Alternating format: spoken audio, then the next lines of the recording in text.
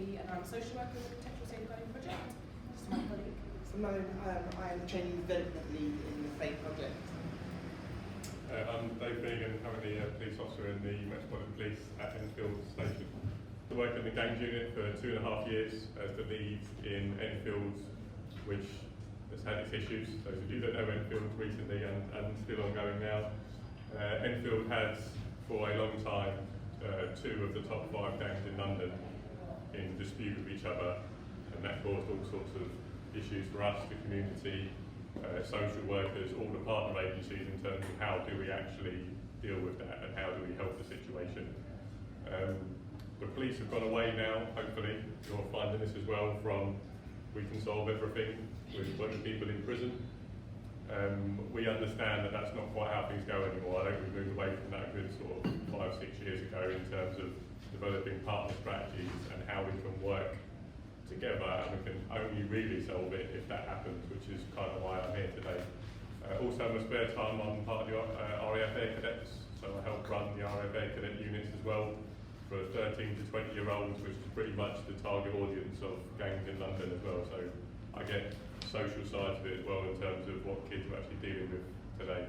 But first of all though, in your groups, feel free ladies to join the group behind you if you wish, or you want to know that you do yourselves. A little bit of a quiz in terms of information about the police and sort of how we've done certain things. Okay, so the first one then, how long can a police officer keep a child in police protection? 72 hours. Well done. It's 72 hours and 1 minute if steps have not been put in place by that time. The police release that child from police protection. It's not to say we just kick them out the front door and we can't talk to you anymore. We release the child from police protection. That means they can leave if they want to. But obviously we would advise not to if we still haven't put the measures in place. But 72 hours should be enough. You would need to have an order in place when that 72 Exactly. hours runs. Don't try and get an order 5 o'clock on a Friday. So that's why we have 72 hours to hold because of weekends and things like that. I think some of you said about weekends and stuff like that, but after that point the police have no power whatsoever. That's important to know in police world. I would hope it would happen a lot quicker than that anyway, but if it's getting to that stage, you need to know that if that person wants to walk out the front door and we have nothing in place, then we have to let them. So, for those of you who work in Hackney, I'm not sure what the arrangements are in other boroughs, but the Director of Children's Services also has powers to hold a child for the same amount of time. So if your police powers do run out, don't just say, oh well, I don't know what to do. Ask your director, ask your directorate what it is that you need to do in order to maintain the child's safety. So yeah, there's all sorts of other powers, but that's when the police one runs out. Lowest rank that can make a decision to take a child into police protection. Anyone want to give it a go? What do you think? What's this group? Inspector? The PC. So the police officer at the scene or wherever they are, it's their decision whether to take a child into police protection. It's the inspector's duty to review that decision, but the actual power and decision is made by the PC. And it's also important to know an inspector can't make a PC take a child into police protection. Not with a social worker. Not with a social worker. So if the inspector thinks that that child should be in police protection, the PC doesn't, then the inspector has to get himself in his car, drive down there and put him in police protection himself. So you can't be made to put someone into police protection. Clearly, it can be explained to you in no uncertain terms that I think the decision you're making is wrong, and then we would get involved as supervisors to deal with this anyway, but the decision, the lowest rank is a PC. Clearly any rank can do it, any rank with a warrant card. Although if you don't know, some of the very high ranks in the police are not actually warranted police officers anymore. So once you go to like commander and above, they're not actually a warranted police officer anymore, which is a bit of a strange thing that not every day. So a PC is the lowest rank that can do it. How are people doing so far? Someone's arrested where their status was brought to.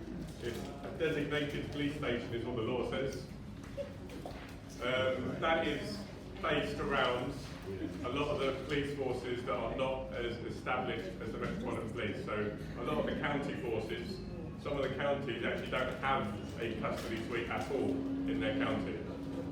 And they are just brought to a designated police station. Any police station that's built is not automatically designated, it has to be designated by that local police force.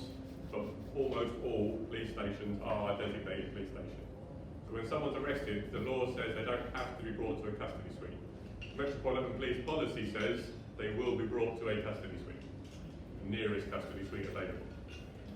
But not necessarily. So you don't have to put someone in a police cell because you've arrested them. There's various different things that you can do. Next one then. The lowest rank that can decide to detain someone at a police station after they've been brought there. So it's a little bit of a trick question, I'll be honest with you. So what do we have over here? PC? At the back? Sergeant. Sergeant? Sergeant. Sergeant? Sergeant? PC? Again, because the law caters for those very rural areas that may not necessarily have a sergeant available in their custody suite, you have to be a designated custody officer to do that. However, a designated custody officer can be a PC. But that's in the Metropolitan Police, that will never happen because it's all sergeants. There's loads of us all over the place. But in the more rural areas, it's probably going to be a PC that's in the custody suite. So the process is when someone's arrested, the officer on the street makes the decision to arrest somebody that if they believe it's necessary and proportionate to arrest them. So we don't have to arrest people if they've committed a crime. Especially now, they're trying to force us a very different direction. Because someone's committed a crime and they're standing in front of us, doesn't mean they have to be arrested. We can still do an investigation without arresting them and detaining them. So it depends on the crime. If there's risk to somebody or themselves, or there's risk to losing evidence and things like that, then they would be arrested. If there's none of those risks available and we know who they are, we know who they live, it may not be necessary to arrest that person. So that the officer makes a decision on the street. They then get brought to a custody suite where basically that decision gets reviewed.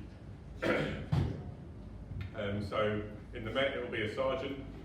So you present that person that's under arrest to a sergeant, they review your decision and they either agree or disagree.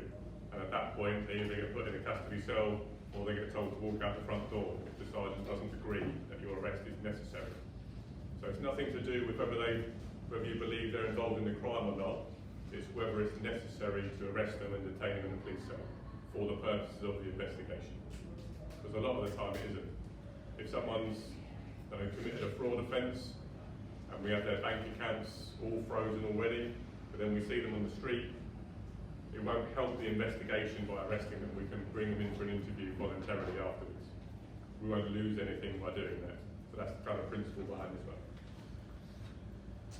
Who's responsible for investigating a missing person of a looked after child moved away? What do you think? I heard this group's answer already. They reckon it's a coordinated approach. Do you want to speak on? Let's keep on. We'll go with this anyway. We'll see if it comes out afterwards. So who's responsible for investigating a missing person?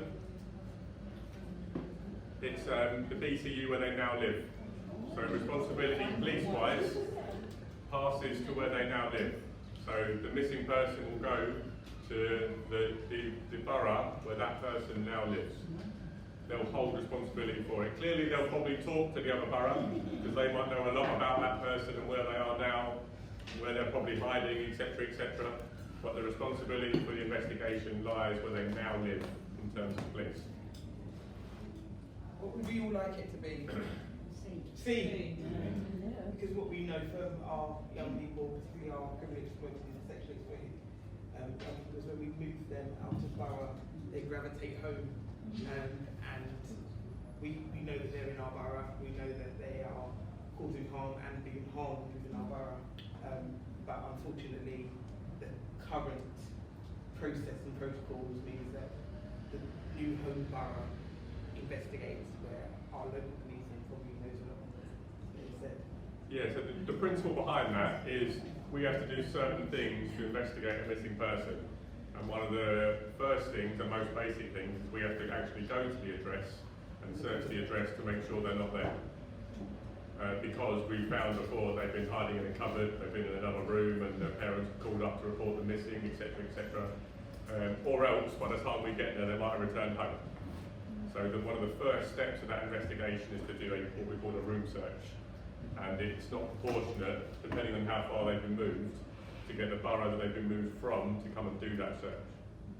So that's the principal police wise. It's not ideal, I grant it, because we want a coordinated approach really, and in all likelihood the information will be sent to the old borough anyway to make sure they're aware and probably investigate a little bit too, but the responsibility doesn't pass. It stays with where they now live. So responsibility for investigating low and medium risk missing persons then. I know I'd like the answer to be, but it's probably not. So it'll be the same as mine, is it? It's not. So it's not the missing persons unit, as you'd all like it to be. It's the emergency response team. So for the first 48 hours, the responsibility of that investigation stays with the emergency response team, who are also doing all the emergency response calls on top of that. So the investigation isn't in depth, but again, the thinking behind that is the first 48 hours, while they're critical for the investigation, the emergency response team officers can do what needs to be done in that time. And also, a high proportion of missing people return home within 48 hours. If they're gone for more than 48 hours, then the responsibility does pass to a dedicated unit to investigate. Because now we're thinking this person has gone out of character. It's important to say that this is just low and medium risk. So if this person was a high risk missing person, that would pass straight to the CID or missing persons unit to start an in-depth investigation straight away.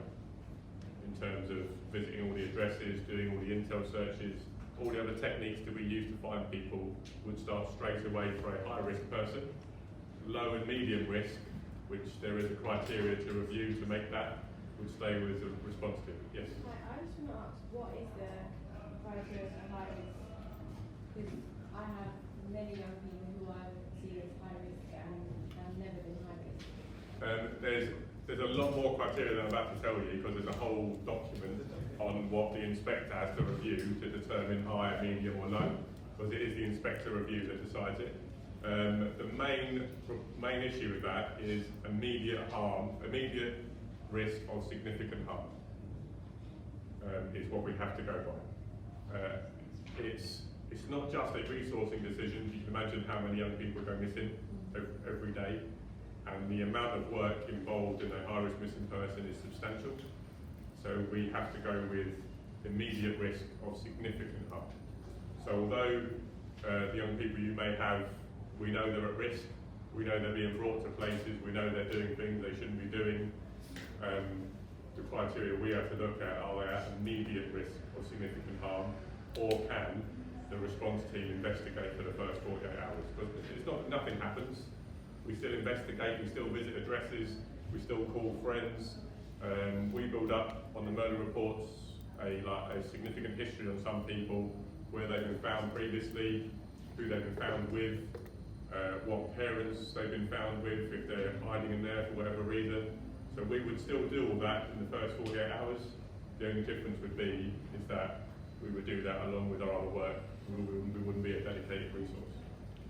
So unfortunately, I know you're saying in terms of there's loads of people out there that we'd love to put high risk, but we need that criteria in place to make sure we're available for the real high risk ones as well. Kind of manage that workload.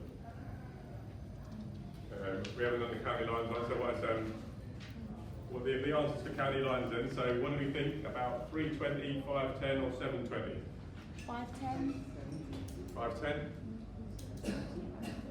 720? We're thinking of back?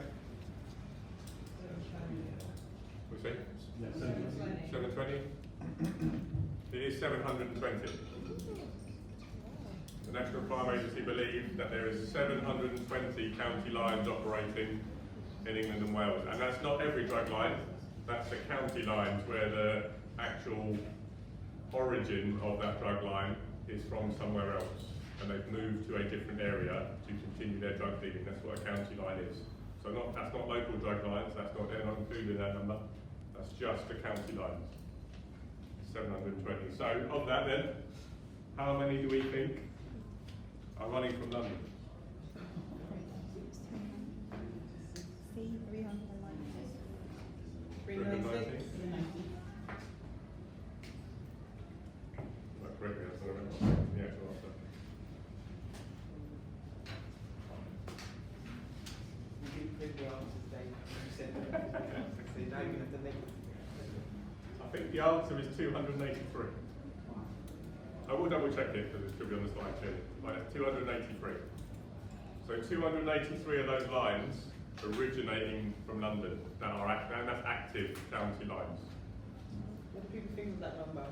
It's a lot. Do you think it's a lot? I thought it was under report.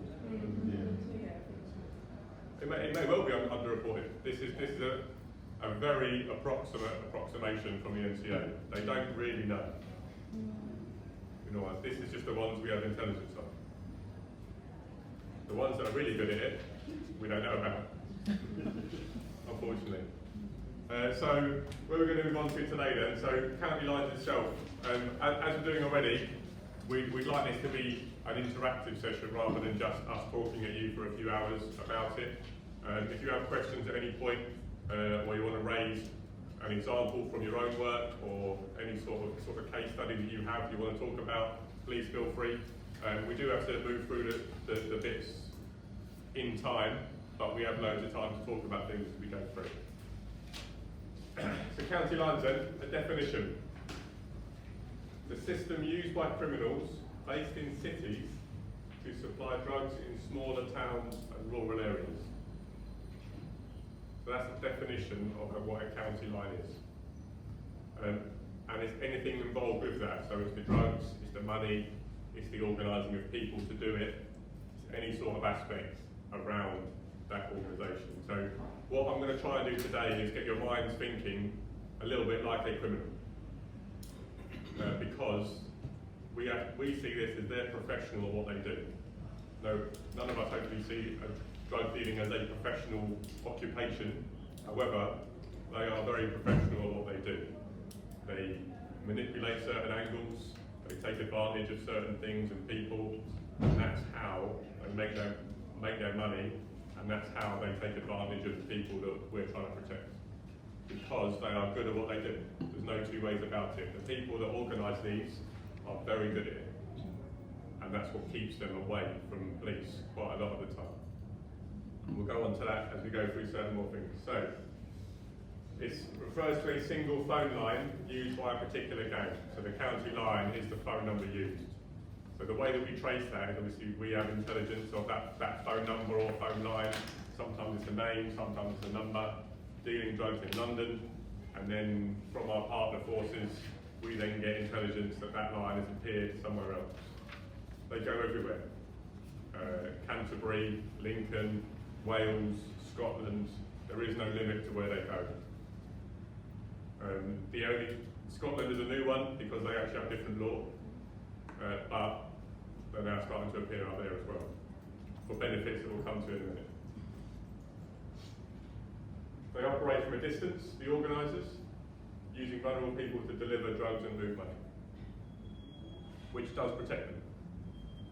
So they do use these people, they intentionally do it, they put people in their debt various different ways, and then they use them to protect themselves. And they do all of that probably on the end of a phone. They never get anywhere near it. So in terms of proving it evidence-wise, it's quite a struggle. And usually they're resupplied from their home area. So the actual source of the drugs doesn't tend to change. Because in the areas they go into, all the drugs that are created in that area probably go to the local drug dealers. So the county lines tend to source their drugs from the same areas still. So there's a lot of travelling to and from, and that's actually an opportunity that we take advantage of in terms of getting the evidence we need. So the drugs are transported a lot of the time by the organisers to and from the location. If they're really smart, they use vulnerable people all over again. Put them on buses, trains, anything you like, sometimes planes, if it's a local flight, to transport the drugs, to stay well away from it. And then of course that person tells us nothing about who's told them to do it, so in too much fear. Go on, really bad. Here we one more. So why are they developed then? The MPS have actually done quite a good job in developing their gang strategy and identifying who's involved. I'm sure some of you heard the gangs matrix that we use. It's come in for criticism recently for our use of it. However, the gangs matrix only tracks violent offending. So any conviction for drug dealing goes nowhere near the gangs matrix, it doesn't score. So if someone is only being caught for drugs with no weapons on them or anything like that, then they'll never appear on the gangs matrix. Recently rebranded to the violence matrix because they don't like the word gang near anything anymore. The reason it's coming for criticism is we've had some criticism in terms of we're affecting people by putting them on the gang matrix. And once they go on, what's our justification for keeping them on there? That's currently under review. There is a point to that. There is some times where people have gone on possibly shouldn't. There is some other times that people have been left on when they possibly shouldn't have. And what effect does that have on them for any sort of future, like housing, education, support programs, etc., etc. So there is a big basis for are we doing it correctly, and that's why we're currently reviewing all the aspects of the gangs matrix to see at what points can we do better, what points have we not done so well, and what points have we done so well on. And I'm sure sort of high-level partner agencies are involved in developing that sort of new strategy around it. Yeah. What are people's views on the matrix? What are people's views on the ability to track and monitor, in our case, young people through criminal history? What do you reckon? Well, I guess, sorry, I've forgotten your name. It's David. David. What David said, it's already highlighted the fact that it doesn't show up people who have just been arrested for drugs. So I guess those who haven't been arrested, like there's a lot of young people that are known to us that haven't been arrested for drugs. So I guess they're probably involved in a lot more than what we know about, but it's not going to flag up because it's not picking up what you want it to pick up. So I guess it's useful and it's not. That's about where we're at as well. So I used to work in the OS and we found that a lot of the people that would come up high risk on the gangs matrix, from our knowledge of the young people, wouldn't reflect who was high risk and who was low, because some people are higher up and don't have a criminal history in terms of arrests and stuff like that. So it's a different assessment tool. Yeah. Yeah. Do you think there's a purpose to it? Do you think there's a purpose to the gangs matrix? People think it is a tool, or should it not be there at all? I mean, from what I do, it's helpful. I don't have direct access, but if I'm working with jigsaw, somebody's coming to our service and we don't have history, perhaps we're trying to re-establish somebody in the community about their associations, former associations, is quite helpful. About knowing, if that hasn't been disclosed in anything that we've got information, knowing what some of the past histories and where might be a risky place to discharge somebody. Yeah. So where in our borough in Hackney found the matrix the most useful is the provision of service and asking our integrated gangs unit whether somebody's on the matrix, which the question which they hate, because what they say is that does not tell you about their vulnerability, it does not tell you about the levels of risks they pose to them or from them. But what it does enable someone to do is have red flag language. This young person is X on the gangs matrix, and therefore service provision follows that language, follows that label, and then the difficulty that we find is exactly what Dave says, is the exit from that process. How do you decriminalise a young person? How do you enable them to recover and go on to a different and normal existence in the mainstream population when actually service provision follows the risk language? And so it's, I think as you said, it's helpful and it's not, because actually de-escalating from that process, enabling that young person to move on is very, very tricky when they've been placed on a matrix system. So as you're both saying actually, so do we think the organisers of these county lines would show high up on this matrix. No. Generally they get nowhere near it because they're never caught. This is people that are caught with regards to violent offending. So if they're arrested for sort of assaults, stabbings, murders, in possession of weapons, firearms, that is what this is for, which is why the name is probably definitely changing to the violence matrix rather than the gang matrix. Or the vulnerable adolescents matrix. Yeah. Actually, there's like, I know that there are, you know, young people are grouped, vulnerable adults are grouped for different reasons.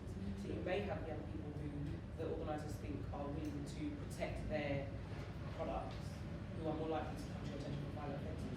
Then you might have young people who are more able to transition between communities more seamlessly and wouldn't ever partake in violence, but have been groomed and are part of that process and are vulnerable, but that actually if they never get caught for that offence, may not get the service that actually they really need. Yeah.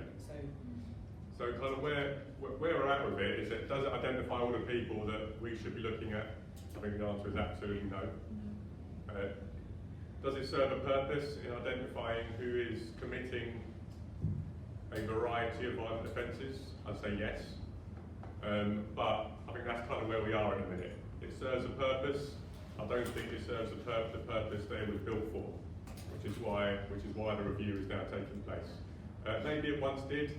I mean, I don't know the actual number, but I know in Enfield alone there was probably over 200 people on the matrix in one borough at any one time. And we can't effectively manage that number of people. It's impossible to do so. I think what they're looking at as well is if someone scores 0, at what point do you take them off? So a lot of the organisers and a lot of the people that are being identified through the intelligence used to have a score in the matrix and have now gone back down to 0 because it's all timed. Your scores are timed. So should we take them off? Is the question. So there's two angles to it. One is we know they're an organiser. We have intelligence to say they are. We know they're involved in it all, so they should stay on. The other angle is they've scored 0 for over a year. What's our justification for keeping them on a matrix when they've scored 0? Maybe 0. maybe change the score. Maybe 0 is high Exactly. risk. For different things. So, and that's all the things they're looking at. What scores? Can we add anything to it? If we do add anything to it, what's our justification for adding that new thing to it? Those of you who don't know, if someone gets arrested for murder, for example, I think that gives them a score of 12. Just being arrested for murder. There's some murders in Enfield where one person has committed the crime, over 30 people have been arrested for that murder as part of the investigation because we have to arrest them to gain the evidence, to bring them in for interview, to ask them the relevant questions.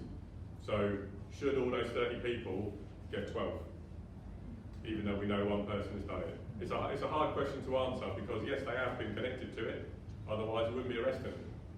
So they're in that world and maybe they were involved somewhere, which maybe we can't get the evidence to prove it. But that's what's currently under review in terms of how are we using this and how can it be used better. But I suppose the point from me is just because someone is a high score in the gangs matrix doesn't necessarily mean they are our top harm nominal. It means they've been caught a lot.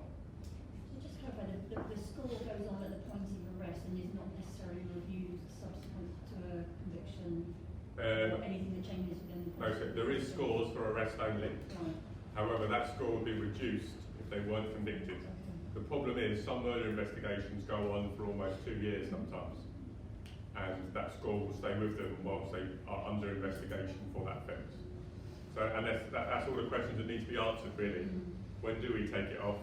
What justification do we have for putting a score like that on somebody? There's other reasons. There was 3 people convicted of a murder sort of 2 or 3 months ago, and they all scored 0. When they're on the matrix, they all scored 0, and the argument was they should have been taken off 6 months before. So, you know, where's the balance basically is the big question in terms of how we're dealing with it. Should we uniquely use the only sort of risk assessment for Yeah. an individual, but So- perhaps if it has been overly focused on in that area, that it can't be the only tool. Yeah, so it's a tool, Yeah. but by no means a significant one. It's probably the message that needs to be passed through to people. So if someone's on it, that doesn't necessarily mean that the tactics should change. It should be just part of your assessment in terms of what that person needs or what risk that person is at. As part of the matrix, we also have the victim part of the matrix. So if someone's a victim of a violent offence regularly, there will also be a red nominal on the victim side of things. That means what are we doing to protect this person from further offending? So it's not just suspect-wise, there's also a victim matrix running, and there's certain protocols we have in place, and probably you do as well, if someone's highlighted as a high-risk victim, where they've been victim of offences multiple times, then we need to start engaging with them and trying to work out why this is happening. Generally because they're involved in this lifestyle somewhere, but I say generally because some people are, but we have to work out where we can kind of intervene and help with that situation. Anyone? Sorry, go for that. So, one of the reasons that the MPS have actually done quite a good job in developing the gang strategy and the management for gangs. The county forces are a little bit behind because they're just not used to it. It's probably been 2, maybe 3 years the county forces have been experiencing gang problems, and it probably took them 10 plus years to develop a strategy that started to work, unfortunately. It just takes the wheel takes that much time to turn sometimes. So they're still doing it. The numbers of officers in county forces are nowhere near what we have. So we kind of laugh at the county forces sometimes that the equipment they have is far better than ours, but we have a lot more people than they do. So it's where the money's been spent is where that kind of balance lies. So they generally have a lot more equipment and a lot more ability to do stuff, but in terms of the people, they really struggle. And then our gangs take advantage of that. Staging area has been created through rehousing. So I think this angle has changed, but both us and partner agencies were very keen to move people away from their offending area and move them well away into county forces. A lot of the time, all that has created is a staging area for that gang to move up and carry on their criminality somewhere else. We understand it. Again, it's the balance of the question. We can't really leave them in their offending area if we've identified them to be high risk of something happening to them again. Where do we move them to? I think there's a bit more of an emphasis on moving them somewhere else in the Met at the moment. But again, then you bring in rival gang issues. So if the rival gangs of that area you move them to find out they're in a gang in Enfield, then are we going to create more problems? So it's a balancing act in terms of what benefit can we get from doing that, but also what risk can we create by doing that. So it's just kind of to highlight that they don't always take that option, the person we're moving. We have to really look at the suitability of that person and what benefit will that bring them if we do move them, or are they just going to carry on? And that's where probably the partner agencies come in more than the police in terms of getting the full picture of what this person is about and whether they will accept their help or not. And it is all opinion, but it needs to be a sort of knowledge-based opinion by talking to everyone that's involved about whether we think this will work. If it does, then we should. If it doesn't, we need to look at maybe different options rather than just create a bigger problem for ourselves. From what we know from children's services perspective is that when we support relocation of families against the will of a particular member of that family, the young person, so the working parent will move and will travel to their place of work if it's a working household. The younger siblings will move and be ingrained and embedded in the new system, be registered with the GP, will attend their new local youth provision. What we absolutely know is that the vulnerable adolescent travels back to borough, and we have removed them their protective network of their family system, so they are more likely to be sofa surfing, they are more likely to be able to be exploited because of the vulnerability that exists within their circumstances. We know that they can cause harm and are harmed within our borough, and so that's why when we consider relocation, the absolute crucial measure is, will that child go? And if not, why not? What can we do in the new borough to put protective methods and protective systems around them. And if they're absolutely intent on going, what do we need to do in our home borough to create safety around that young person when we've removed their critical safeguard, which would be a parent or a carer who knows a lot about their friendship networks, who knows where they go, who knows what area that they hang out in. And so we have to be really mindful of the lived experiences of that child, particularly if we move them to a borough. And I always pick on Redbridge, so I'm really sorry, Redbridge.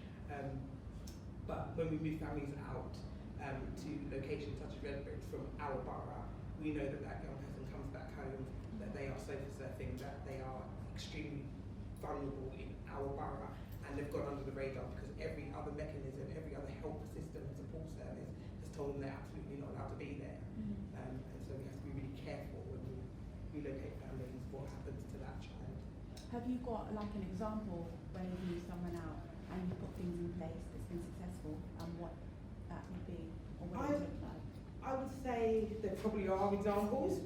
What I would say is that's not my experience, and that may just be because of the services that I've worked for and teams that I've worked for. But where I know things have worked well is that there is a motivation and will from that young person to leave. And if that does not exist, you are fighting a real big battle, a real big challenge. I think the host borough, I call it that because usually the family gravitates back and they become homeless and they're trying to find housing back in our borough. But the host borough has to say, we recognise the vulnerability of this young person, we recognise that they don't want to stay here, we recognise that we have to put some kind of provision, be that youth provision, build those, what we've called in Hackney, trusted relationships with that young person, and be willing to do joint visits with the home borough to be able to start those connections. And it's tentative because young people do not innately trust, particularly our young people who are vulnerable, don't trust services. So for that reason, we have to work a lot more collaboratively with our partners, our children's services in the host borough to say, actually, this young person is vulnerable, they now are in your space, and we need to work a little bit more collaboratively. So what we've tried to do a lot of the time, particularly with our vulnerable adolescents, is if they are on any kind of order, we try and caretake the order at home, which means we try and caretake it in Hackney to make sure that those relationships persist, because actually we know that unfortunately Redbridge aren't going to see them. They're not going to see that young person because they're actually in our borough. We've seen them walking around. We see from our Merlins that they were arrested with that same group of young people. So we need to be mindful and work really strongly with wherever we've sent them in order to coordinate a response and make sure that actually it's time to transition, if they are going to transition before at all, and there has to be will. In terms of me, there are times where it works, so it is something that we can do. Unfortunately, in my opinion, police-wise, rarely does it work. But the times I know it has worked is there is a very obvious determination from that person themselves.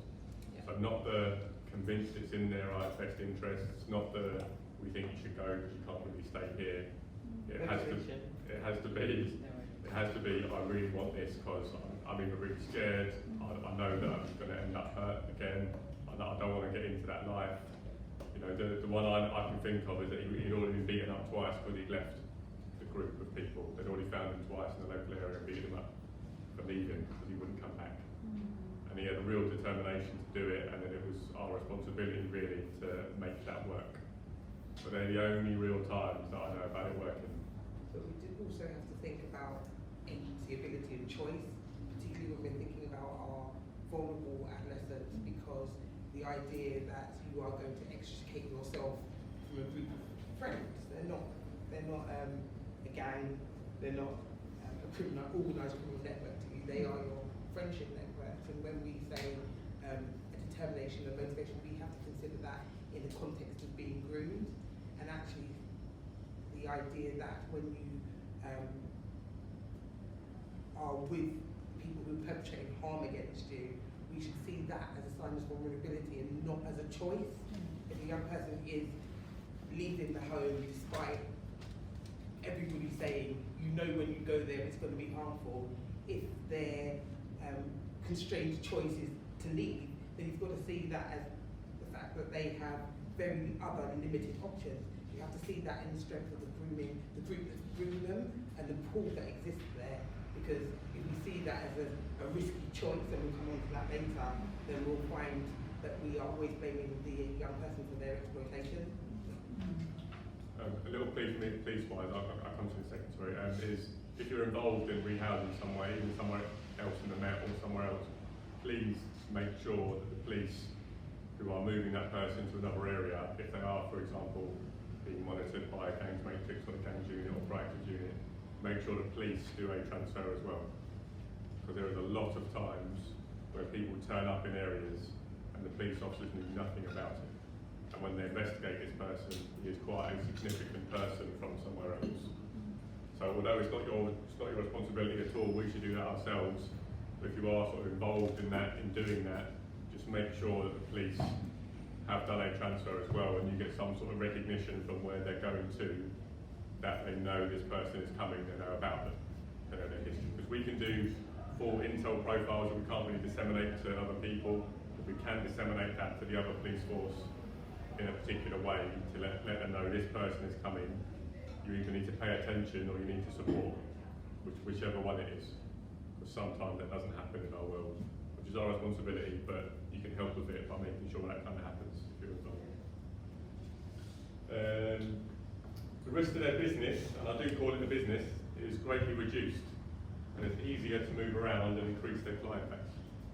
So in London, where they're from, generally, we know all the people that are involved in it, we know all their faces, we know what cars they drive, we know what areas they hang out, we know where they live. Even I use Enfield because that's where I work, but if you go over the border at Waltham Cross from Enfield, which is about 5-minute drive from the top of Enfield to Waltham Cross, they know nothing about it, and will never patrol that area. So that's what they take advantage of. Their faces aren't really known, the vehicles aren't known. It greatly reduces any risk for them, and it also opens up a whole new market, because they'll keep their drug market going where they're from. That line will still keep going, but they're increasing their portfolio basically in terms of who they're actually speaking to. So it's only a benefit for them to do this, to start going into the county lines. I think they call it going county in terms of when we speak to the actual young people that do it. There's one more. Altercations with rival gangs are avoided. So over the territory days are pretty much gone for gangs. The gangs are still from the same area. The fight over the territory and you can't walk in my area anymore are pretty much gone. It's all over the threat to their drug lines and their business. So walking down the street, you still get it. Some people are approached saying where you're from, and that might end up in some sort of altercation. The instances of just that happening have massively reduced. Now, a lot of the assaults and serious assaults and murders that we see are all to do with drug dealing. It's all based around that. Either they think they're a rival drug dealer, they've seen him in the area actually dealing, they've robbed one of their people that was carrying drugs for them, they've taken some of their clients away from them because they've seen them deal to them. It's normally based around that. I'd say it's probably about 80% of the time, which is quite high compared to what it used to be. It's not really about the territory and why you walk in my street anymore, wearing gang colours, etc., etc. There's been a significant shift over to the drug base. Yeah, just to say that that is also our experience in our borough, where territory used to be the language that young people used to distinguish who was from what group, who was from what gang, and we're now finding young people from groups that they are not living in the physical geographical location of, but they wholly affirm. So it's for our young people, for community exploited young people, it's actually more about the sense of identity as opposed to their physical location. Whereas if you were from a certain area in Hackney, you could state that as your name, and that would be because of your geographical location. Now it's more about actually I identify with this group, and therefore I can live anywhere in the borough but still identify with that particular group. So that makes assessing risk extremely complicated, because you could actually be at risk in your home geographical location because you associate or affiliate with, or you are affiliated, or by association of others, a group that does not reside in your geographical location of your home. And that's why at times we have different county lines, but we have the difficulty for local drug dealing because young people are moved and trafficked for that purpose also. And we find young people that are reported missing because they're absent from home, but actually haven't left the borough. So parents are very much like he or she is not on the county line. They come home every evening. That does not mean they're not exploited for purposes of drug dealing. That just means that they are in another part of your borough being exploited there. So we have to be mindful, although we talk about county lines a lot and it's extremely important, we have to think particularly in our borough that young people are trafficked locally, sometimes streetwise, for the purposes of procuring drugs or selling, and are found in other locations, but still in the borough. So, we're mindful of that.